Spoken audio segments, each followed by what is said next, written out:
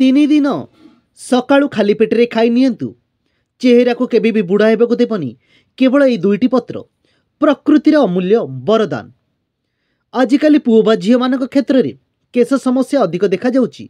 यह सब वृद्धा व्यक्ति ठारे रक्तचाप, डायबिटीज, थायराइड, कोलेस्ट्रॉल, स्किन जनित समस्या देखा जाउची।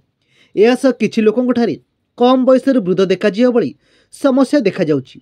जापई आज लोक माने अनेक औषध बा होमिओपैथी करुछंती किंतु किछि फायदा मिलु नाही।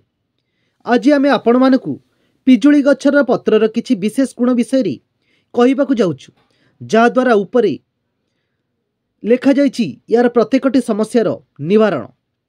पिजुली गछर पत्रर काढ़ा बा चाहा तियारी सेवन करिहेबो। एहा सह यार लेप मध्य प्रस्तुत करिहेबो। जदि आपणकर मोटा अधिक रहिछि तेबे पिजुली पत्र को भल भाबे धोई यार काढ़ा तियारी करंतु। एहा सह पिजुली पत्र को सकाळे खाली पेटरे चोबाई मध्य खाई परिबे। जेउ मानकर कम बयस रे वृद्ध भली चेहरा देखा जाए तेबे पिजुली पत्रर लेप तियारी करी लगेबा द्वारा भल होइथाय। एहा सह स्किन जनित अनेक समस्या दूर होइथाय। डायबिटीज, कोलेस्ट्रॉल, रक्तचाप भली समस्या होइतिले पिजुली पत्रर चाहा बा काढ़ा तियारी करी सेवन करि परिबे। चाहा तियारी करिबा समय रे दालचीनी बा गुजराती आड करि परिबे। जेउ मानकर जॉइंट पेन भली समस्या रहिछि तेबे एहार पत्र को बाटी एहाकु लगै परिबे। एहा द्वारा हाथ गोड़ जंत्रणा हेउतिले सेतिरु रियाती मिली परिबो।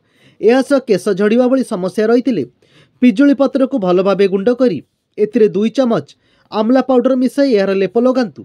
एहा द्वारा केश झड़िया भली समस्या बहुत जल्दी दूर होइथाय।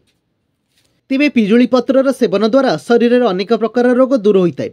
स्किन रे पिजुली पत्र रे लेप लगेबा द्वारा व्रण बा पिंपल भली समस्या दूर होइथाय। एहा सह जेउ मानकर मोटापण अछि समस्या रहिछि सेमानक पई पिजुली पत्र रामबाण भली काम करिथाय।